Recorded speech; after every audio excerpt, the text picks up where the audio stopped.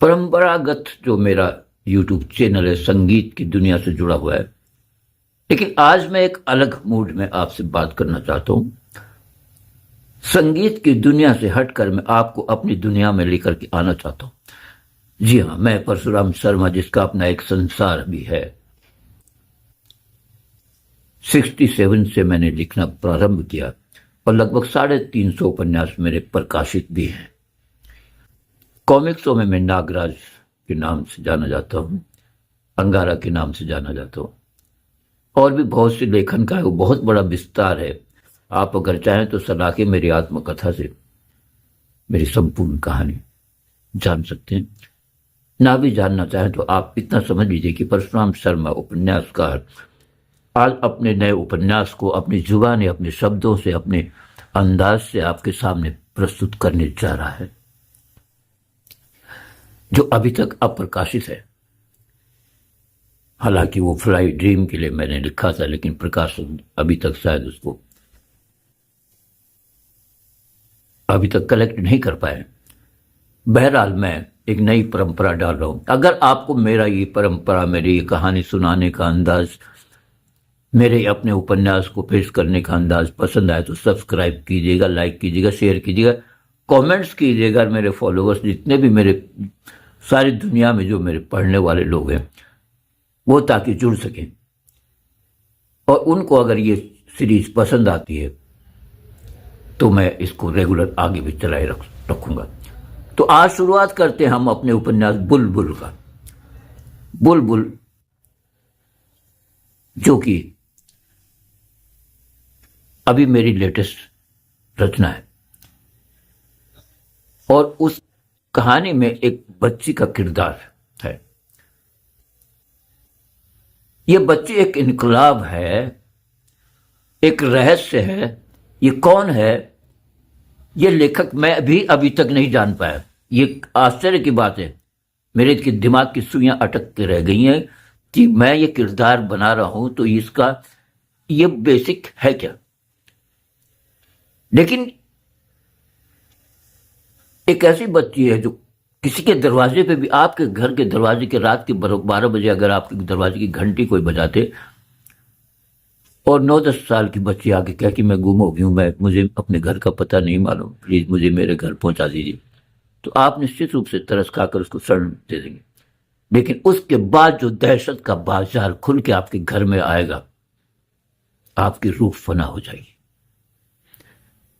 यह किरदार 9-10 साल की बच्ची का है, जो ये कहती है कि आप जन्नत में हैं, स्वर्ग में हैं, नर्क में हैं, पाताल में हैं, या किसी और लोक में हैं, या संसार के ब्रह्मांड के किसी भी कोने में हैं। मेरी खुली छूट है कि आप जितना छल कपट करना चाहें, फरेब करना चाहें, अत्याचार करना चाहें, जितने पाप करना चाहें करिए, खुली छूट है। लेकिन याद रखिएगा, इंसाफ होगा और आपके कर्मों का एक एक फल आपको भुगतना पड़ेगा, इसी पृथ्वी पर, किसी और दुनिया में जाकर के नहीं। और एक दिन मैं अपने आपके दरवाजे पर आकर के इंसाफ करूंगी। ये बच्ची है बुलबुल। अबे कौन है, कहां से आई है, क्या है? मैं सच बोल रहा हूं, मुझे भी नहीं पता, लेकिन मेरी कहानी में किरदार आ गया है। अब मैं शुरुआत करता हूं इसकी बिगनिंग। पहले शॉट की पहला सीन है, खंडाला से तेज रफ्तार के साथ एक गाड़ी फॉर्च्यूनर बॉम्बे की तरफ आ रही है। गाड़ी में एक स्टार बैठा हुआ है, जो शूटिंग पैकअप होने के बाद खंडाला से वापस आ रहा है। रात के समय करीब 11 बजे का वक्त है। हल्के से मूड में है, क्योंकि बहुत इसको काफी दिनों बाद एक लीड कैरेक्टर मिला है प्ले करने को। वैसे ये वकील भी है, उसी से इसका रोजगार चलता है। अभी तक फिल्म इंडस्ट्री में एस्टेब्लिश आर्टिस्ट नहीं है कि इतनी बड़ी इनकम इसकी हो सके, लेकिन इतना जरूर है कि धन संपत्ति कहां से इसके पास अकूत आ चुकी है, आ गई है, ये अभी तक एक रहस्य बना हुआ है। बड़ी मस्ती में चला आ रहा है, करीब करीब ये समझिए 30 32 साल का नौजवान ही समझ लीजिए उसे, क्योंकि फिल्म इंडस्ट्री में तो 60 साल में भी जवान ही होते हैं। गाड़ी के अंदर धीमी धीमी आवाज में संगीत बज रहा है, गाना चल रहा है, सुनी सुनी राहों में हो जाता है कभी कभी कोई हादसा। ये उसी की फिल्म का गाना है, फिल्म का नाम है हादसा, जिसकी शूटिंग करके ये कलाकार वापस बम्बई आ रहा है। बड़े खुश मिजाज मूड में है। डायरेक्टर ने भी थोड़ी तारीफ की है आज इसके, जो उसने प्लेइंग की है, एक्टिंग की है। रफ्तार कुछ जल्दी घर पहुंचना चाहता है, रफ्तार बढ़ाई हुई है स्पीड गाड़ी की। पनवेल के पास लूनावाला के एरिया में आ जाता है, खंडाला की ढलान से उतरते हुए। बॉम्बे से करीब 40 किलोमीटर दूर पनवेल के पास चलते चलते हेडलाइट चली हुई, एकदम से गाड़ी रोकता है। गाड़ी के ब्रेकों के साउंड चारों तरफ गूंजती है, कुत्ते भौंकते हुए सड़क पर आ जाते हैं कि पता नहीं क्या हो गया। और इसकी आंखों में अंगारे से दहकने लगती। हेडलाइट्स में एक 9-10 साल की बच्ची दिखाई दे रही है। नीले कलर की फ्रॉक है, पांव में जुराब में सफेद, व्हाइट शूज जॉगर्स, रेविन बड़ी खूबसूरती से बालों को बांधे हुए हैं। और वो बिल्कुल गाड़ी के सामने अचानक आ गई है। और अगर इसने 1 सेकंड भी ब्रेक लगाने में देरी कर दी होती तो एक्सीडेंट निश्चित था, उस बच्ची का मर जाना तय था। लेकिन ये ड्राइवर भी बहुत मजबूत है। बिल्कुल ये समझे कि 1-1.5 फुट के फासले पे बच्ची से ये गाड़ी रुकी है, जाम हुई है। और ये उस लड़की को अंगारों भरी आंखों से घूर रहा है, बदतमीज। आज अगर तू मर गई होती तो मैं भी जेल की सलाखों में हो सकता था। इसी टाइम पर एक फोन बताओ तो फोन ही काटता है, कहता अभी रुको यार, यहां एक पंगा हो गया, बाद में बात करूंगा। ये इसके दोस्त विक्की का फोन है। अब बच्ची खड़ी पे मुस्कुरा रही है, हेडलाइट बिल्कुल गाड़ी से 1-1.5-2 फुट के फासले पर खड़ी है, मुस्कुरा। गाड़ी थोड़ा पीछे करता है, फिर हॉर्न बजाता है, लगातार हॉर्न बजाता है, लेकिन लड़की अपनी जगह से 1 इंच भी नहीं हिलती, वो उसी तरह मुस्कुराए खड़ी।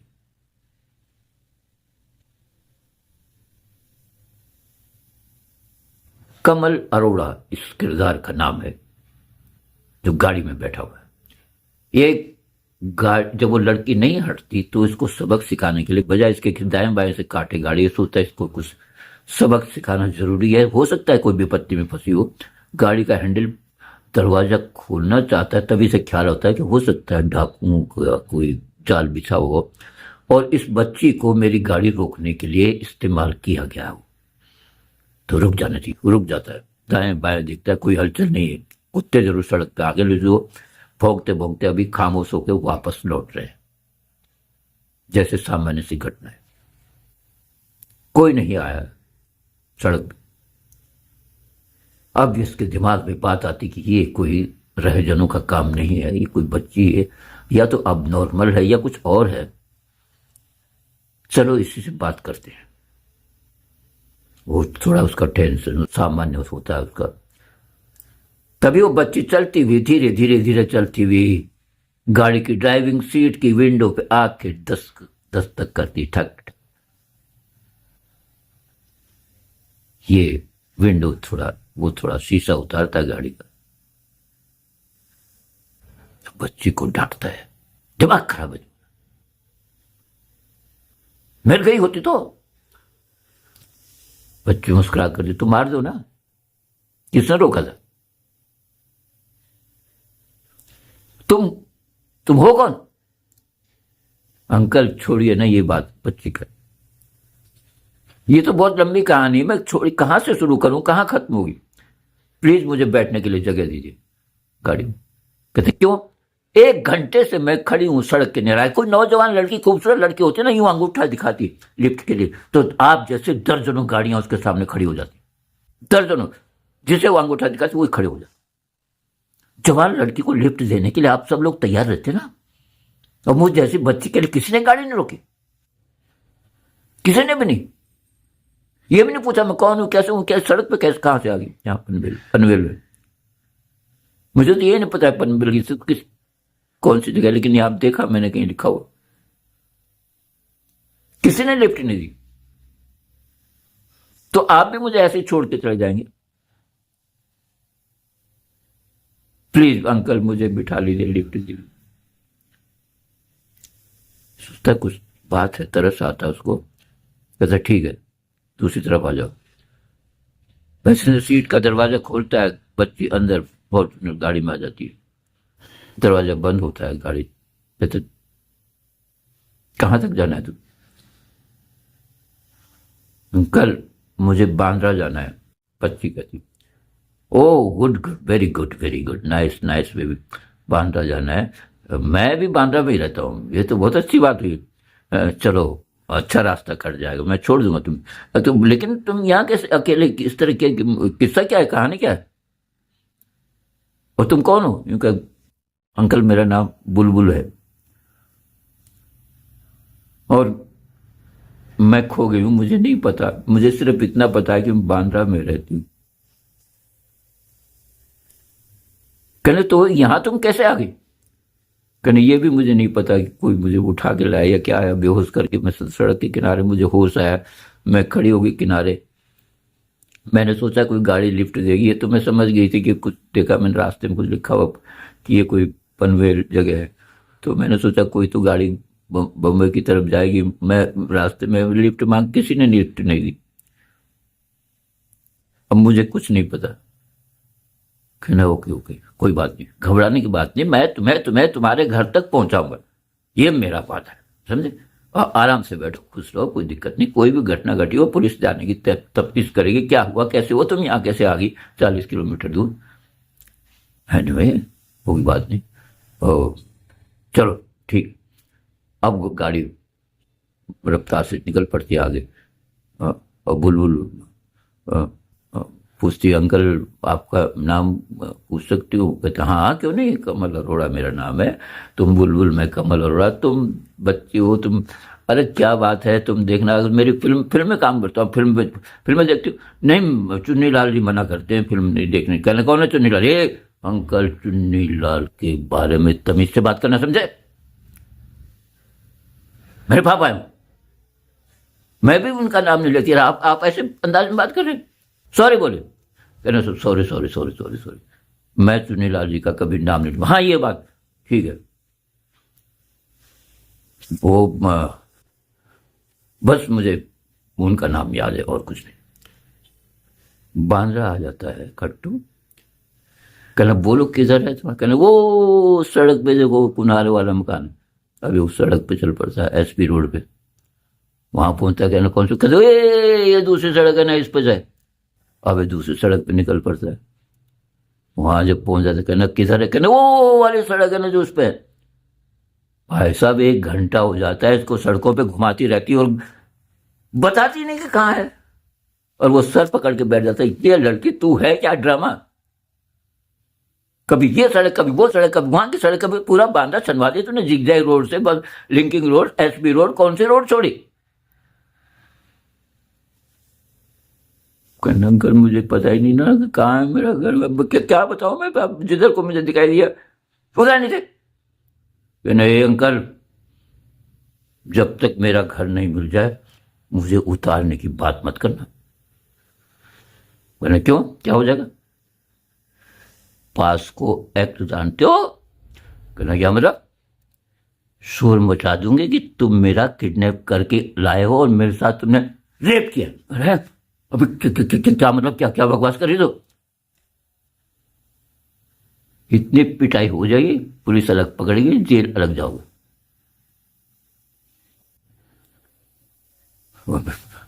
अरे तो मेरी माँ, मैं क्या करूं? कहने बस पिटाई रखो, चुपचाप चले चलो।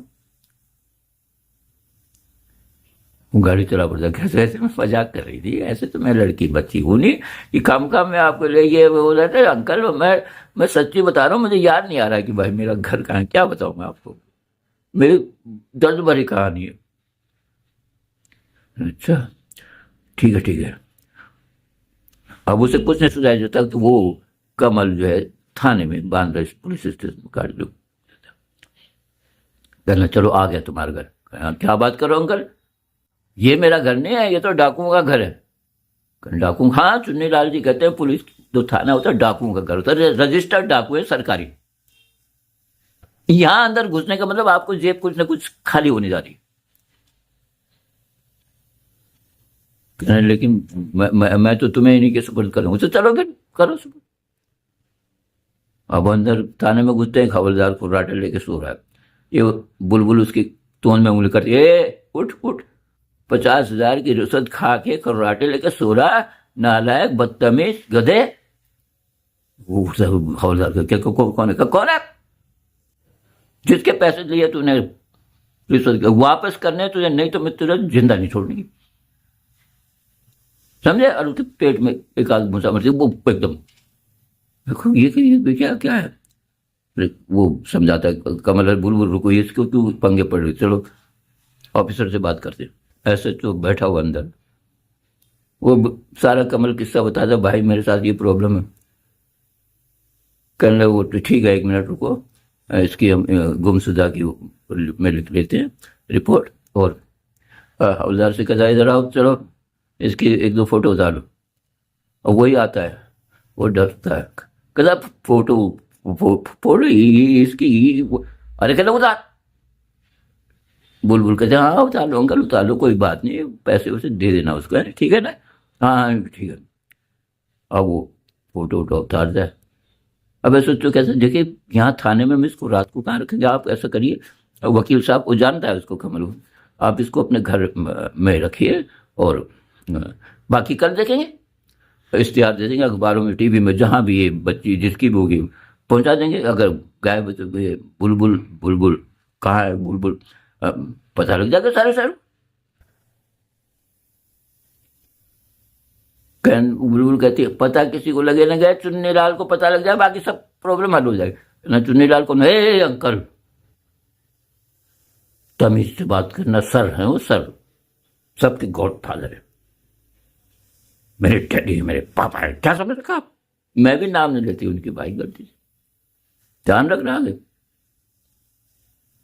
वह सोचो कहते यार ये तो बहुत ड्रामेबाज लड़की। खैर कोई बात नहीं है, तो जैसे भी करेंगे झेलेंगे भाई, इसको पहुंचाएंगे घर तक। अब वो कमल उसे अपनी बिल्डिंग कॉफी, अब वो जो बिला देखती वो मुस्कुराती, करने अंकल आप तो बहुत अमीर है, इतना शानदार बंगला आपका।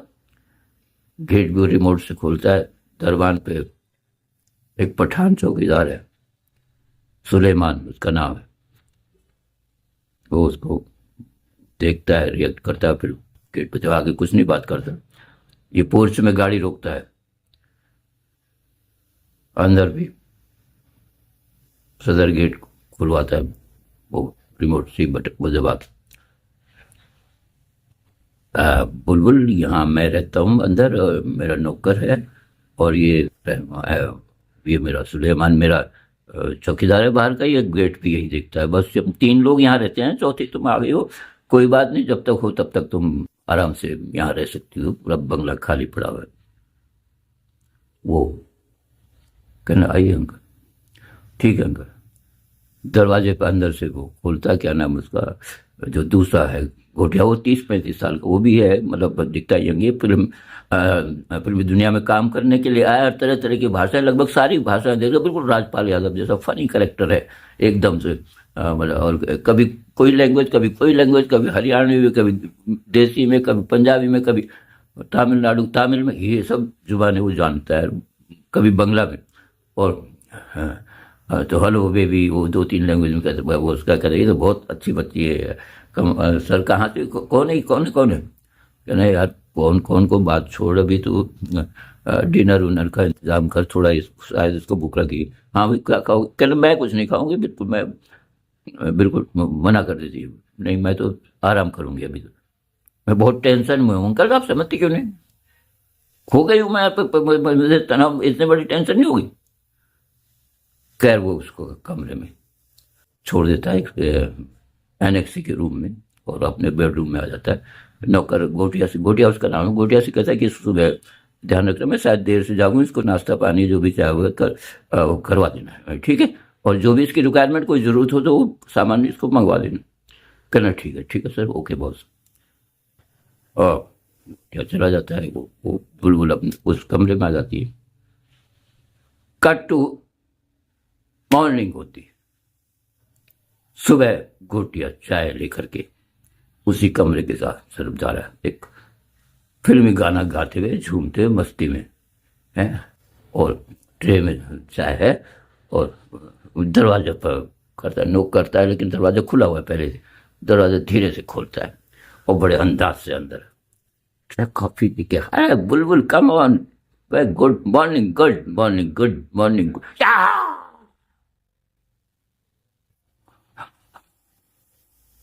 गोटिया कांप जाता है, क्योंकि उस बुलबुल नहीं, नीला फ्रॉक पहने हुए कंकाल बैठा हुआ है। वो कंकाल गर्दन घुमा के इसकी तरफ देखता है, हंसता है।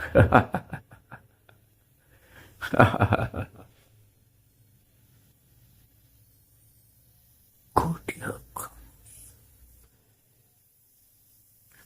उसकी हवा नीचे की नीचे हो जाती, पर उसके हाथ से ट्रे छूटती है, चटाक, और वो भागता उल्टी पैदों खटाक से नीचे गिर पड़ता है। हनुमान चालीसा जपने की कोशिश करता है, लेकिन उससे पहले वो बेहोश हो जाता है। दरवाजा बंद हो जाता है, लेकिन उसकी चीख से कमल अरोड़ा भी अपने बेडरूम में जाग उठता है। वो भागता है कैली की तरह, टक टक टक टक टक टक टक, देखता है गोटिया बेहोश पड़ा हुआ है। Episode freeze. दोस्तों, इसी जगह में बुलबुल का पहला एपिसोड फ्रीज कर रहा हूं। मिलते हैं हम दूसरे एपिसोड में, जहां से दहशत का बाजार खुलने वाला है। देखिए क्या क्या होता है।